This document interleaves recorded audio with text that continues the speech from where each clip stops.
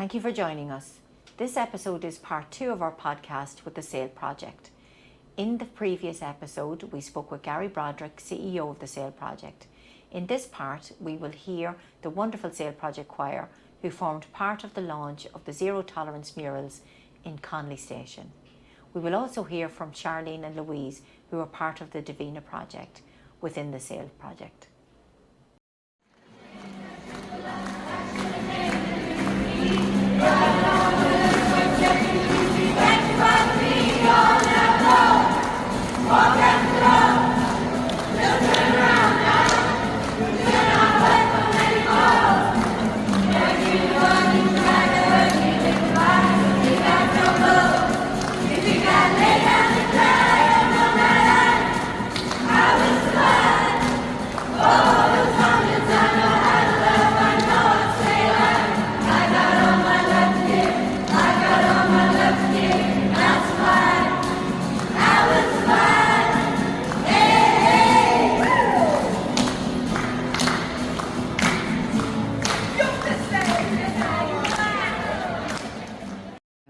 So, Louise, Charlene, thanks so much. Louise and Charlene are both part of the DAVINA Project here in the SAOL Project. Yeah. So they've very kindly agreed to tell us about the DAVINA Project. So I might start with you, Louise, if you want to tell us a little bit about it. So I started the DAVINA Project 6 months ago.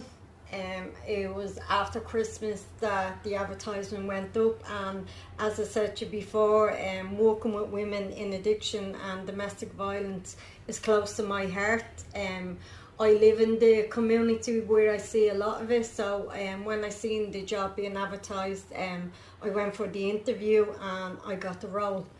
And in the role, for the first month of being introduced to the DAVINA Project, I just was introduced into SAOL and I was in each group, but then I got put into my position where I met the lovely Charlene and the rest of the women, where we do group work every Monday afternoon, where the women would come in and they would do a group setting, and we would do like education around domestic violence and the different types of abuse.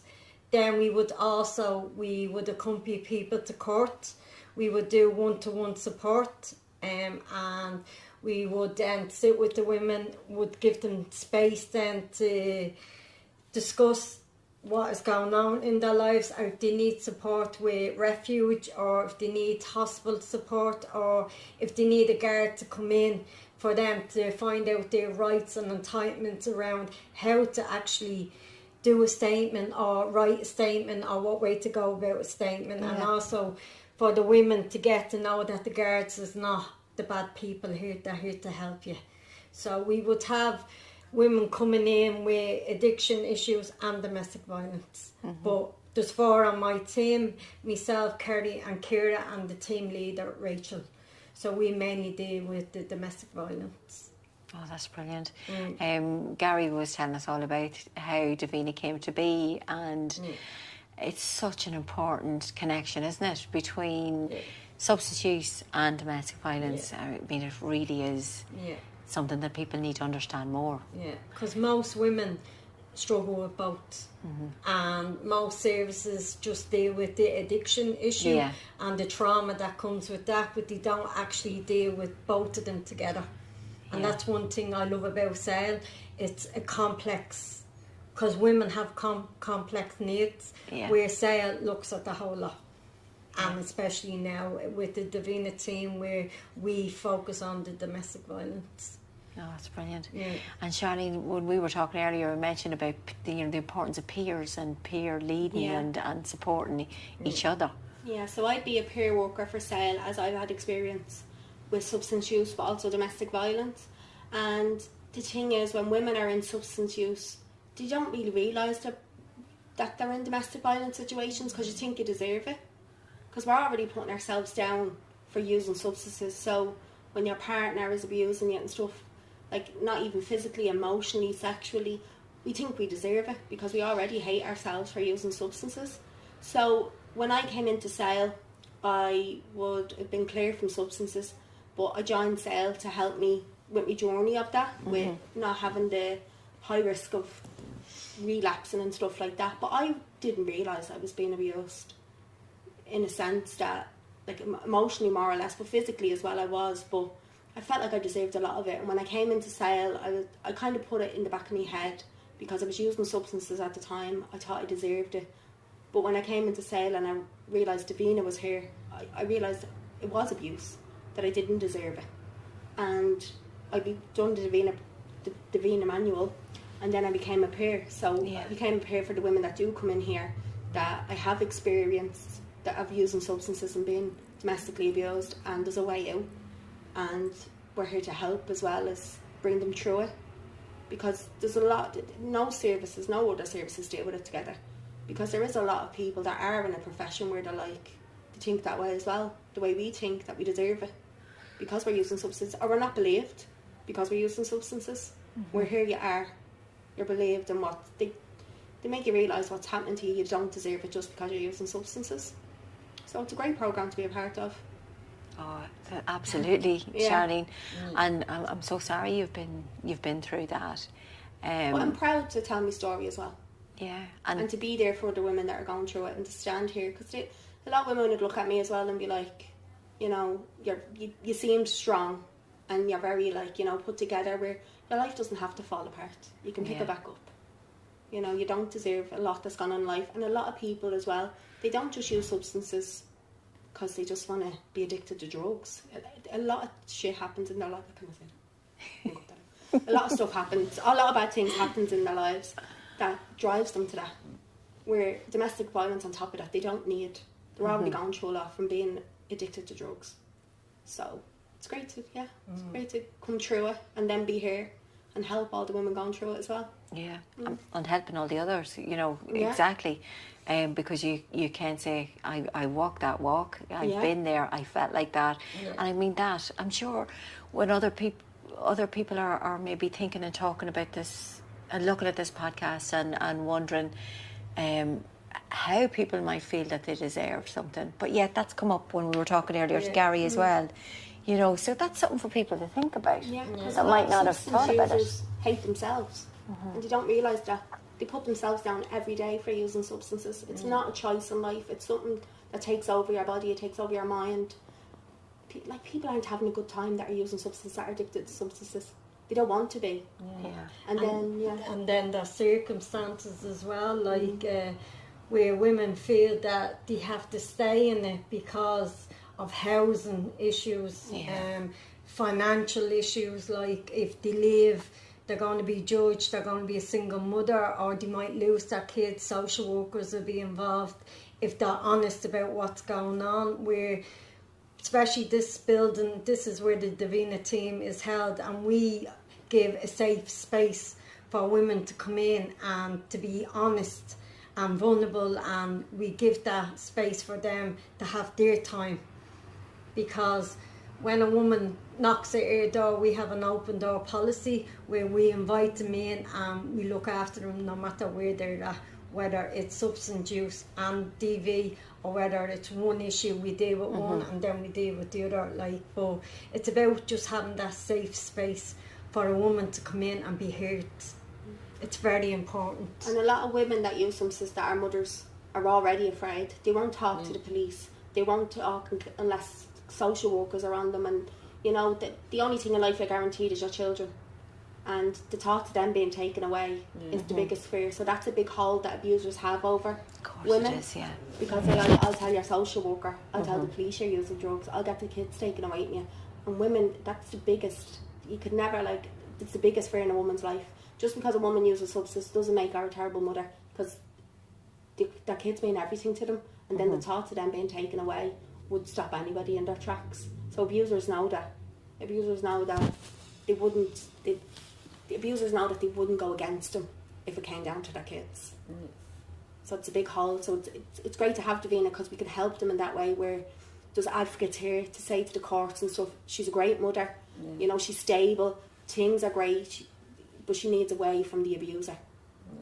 Because if you stand up in court and the abuser saying, well, she uses drugs, women will always think that the courts are going to go against them because they use drugs, but that's not the way it is nowadays. You know, as long as the woman is stable, you don't have to stay in an abusive relationship. But that's what the abusers know this. They know your fears before they start the abuse.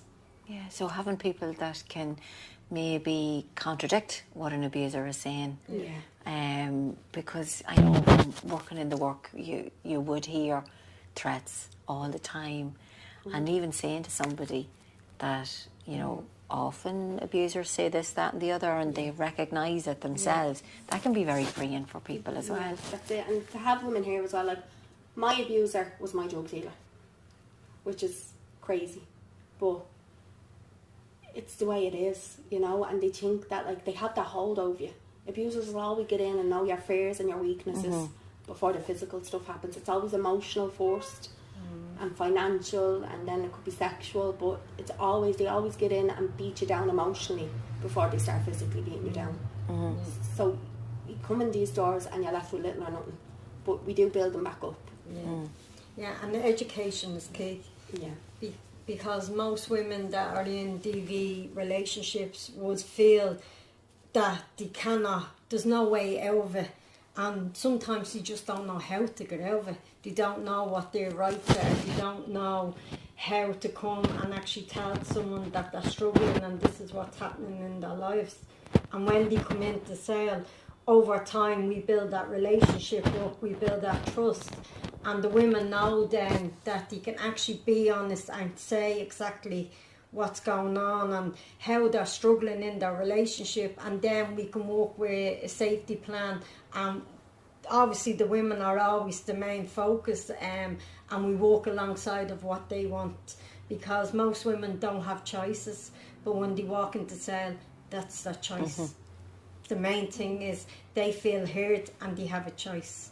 No matter what they choose, we will support them, but we give them the right tools and the education of how to do it and the different types of abuse, because most women that come in and say, well, I didn't get hit by my partner, so am I in an abusive relationship? Am I in a domestic violence relationship? I don't get hit. So we do it through 10 modules of a group setting, and it's education based, where women come in all relating to one another with the same experience, but they come in knowing that, and that's where the safety comes in with the women, and then they can learn the education end of it, of they have got rights, they can report, they can go to guards and tell what's going on, and they are going to be okay. And then we do a piece on like building them up of like how to show love to themselves, because most women that come in are broken from relationships, like, and they don't believe in themselves, or they can't look in the mirror, or they've that much shame going on because they've been told from another person that they're not worth anything, or they're never going to be anyone, or they're going to lose their kids, or they're never going to get into another healthy relationship. We do all different modules on boundaries and healthy relationships, and how the women can actually build relationships up with other people without it being toxic and abuse there. So it's about, we call them butterflies. Yeah. Because at the end of the programme, you can see the change happening in the women. Like Charlene is sitting here now, so Charlene would be one of the butterflies now. Yeah.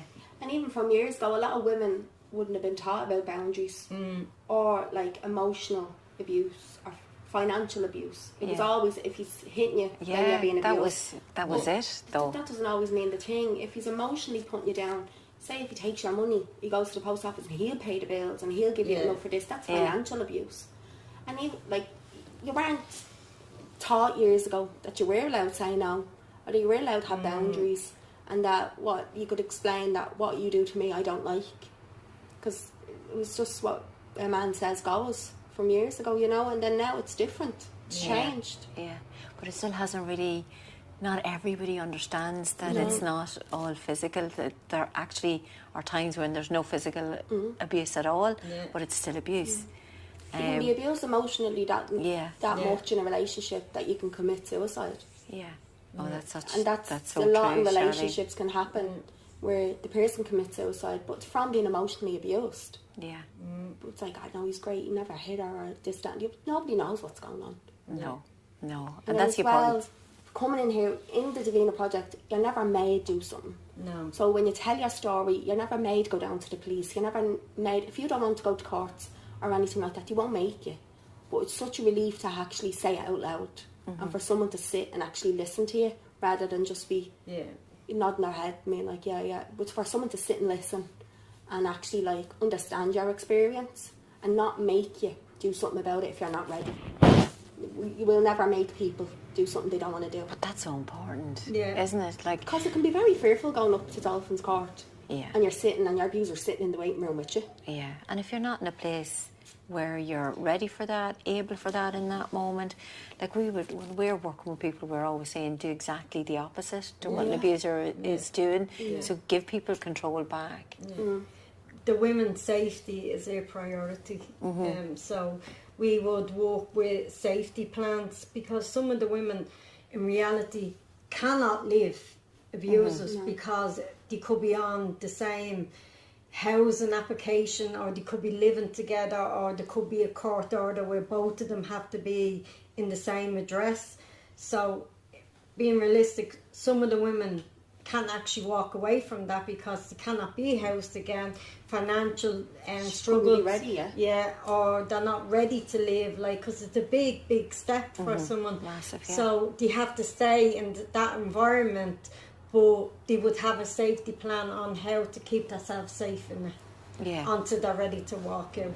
And there's a big trusting thing in here as well, to know that you can come in and tell your story and say what's happened, and you're not made to do anything, because that's a big fear for people, that you're going to be made and he's going to find out, and you know, because you could be still living in the same situation with them and you have to go home to them. But it's a big relief to know that there's people here that listen to you every day of what's going on at home and not judge you for going home to them. Because you can love your abuser for the rest of your life. It's a big thing. You could be with him for the rest of your life, but it doesn't mean what's happening to you is something you deserve because you stayed with him. But you can see a lot of that as well. But she stays with him. You can't just. It's not that easy. I didn't just get with him. He made sure he loved me. I loved him before he started hitting me, or before he started emotionally abusing me. It's a psychological thing as well, where they know they beat you down so much that you kind of sit and think, I'll make him love me. You know, he'll know I'm good for me. He'll stop. I can make him stop doing this. And abusers know this. It's not as easy to just say, I'm going to go, because a lot of women as well have died and been killed by their abusers the moment they decide to leave. So it's a very serious thing when it comes to us telling the women to leave. We'd never do that. It's when you're ready to leave, we'll be here for you and we'll support you. But we're not telling you to do it now. It was really needed in a women's service, and through COVID, when the team in SAOL was doing outreach, they spotted because everywhere was closed and women were at home and they were like, we were in lockdown and and SAOL was doing outreach, and it became more visible that this was going on in the community, and it was going on with a lot of SAOL's women, and no one was talking about it. So it was like, it was highlighted through that. So as much as COVID was hard and it was a struggle for people, it actually highlighted a lot of stuff that was being missed in women. Because there was a lot of, like, Gary was going to women's houses and stuff to do the home visits and stuff, and there was women that couldn't come out of their houses because they were so bruised up, or their partners wouldn't let them out. Where, like, you'd never come into SAOL and we'd sit you down and say, oh, you've been abused at home. It's not that. You can always come to us. There's always nothing there, but it's good for them to know that the project is there for you to come into. Even if you don't feel like you're being abused, it's always great to have that knowledge that if you go into a healthy relationship, you know what's right from wrong. Yeah, absolutely. And I mean, if somebody suspects even that maybe their relationship isn't what it should be, you know, you've spoken, Louise, about the opportunity of the programme there that helps educate. And, you know, Charlene, you've talked about the importance of going at people's paces and not forcing them to do anything. So, I mean, I think that's a really good message for those who will be listening and curious about and it's not even DAVINA just Project. To do with partners as well. It's about family. your own children, if they're older, can still be abusive to you emotionally and stuff. And it's for all types of abuse in any. It's not just in a partner relationship. It's in any relationship in your life. We teach it about friendships, you know, family relationships, stuff like that. And we open the group for women to just learn. And the women that wouldn't be kind of group ready. So not all women like to sit in a group and be education around. Some women would struggle to be in groups, so we offer one-to-one support as well. Okay, is that the pre-DAVINA that you mentioned earlier? No? The pre-DAVINA would be women that come through the welcome group in SAOL and wouldn't be kind of group ready. So the pre-DAVINA group would be kind of just doing a little bit of group work and seeing whether groups are going to be for them or not. But most women that didn't want to be in groups, we would do one-to-one. So we would do the modules through one-to-one. Myself and Kieran and Kelly would do it. Yeah. And it takes a little bit more time, but it goes a little bit more in depth, because when we're doing a group setting, we won't allow the ladies to actually go into kind of certain stuff, because we don't want them to leave SAOL and be very raw and vulnerable and open up about stuff that happens to them. So we give them that space on their own with another staff member to actually talk about the stuff, rather than doing it in a group, do it in a private setting. Yeah. So they're not then exposed, they don't feel exposed, or they don't walk out feeling vulnerable. And then they end up doing something like they end up could leave and actually use more substance over opening up. So we make sure that they're protected as well. So some women prefer to do it on a one-to-one basis, so we would do the modules every week with them as well. And we also try to talk about in the third person. So we use DAVINA and Dave. So if you're talking about, say, a relationship kind of different, so say if I was to talk about something, let's say, and I'd say, what do you think could happen if DAVINA went home last night, the dishes weren't done, and Dave gave her the silent treatment all night? What would you kind of explain? Would that be abuse, where you're not kind of saying that was you, you're saying DAVINA and Dave? So you're not really talking about your own trauma in the group and stuff like that. You can talk about it in a third person. Yeah, very good. So it's not just spotlight on you type of thing. Oh, that's brilliant.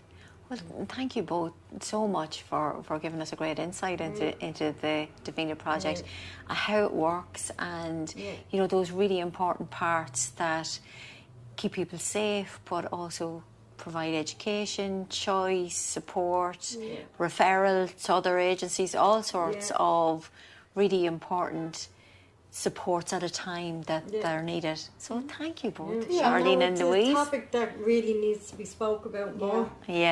Couldn't agree more. And thankfully now, it was just Rachel that started off the team leader, but thankfully now we have a team. There's 4 of us now on the team because it's expanding. Because it's needed. No, that's great. Thank you both. Thank you. No problem. Thank you. Thank you.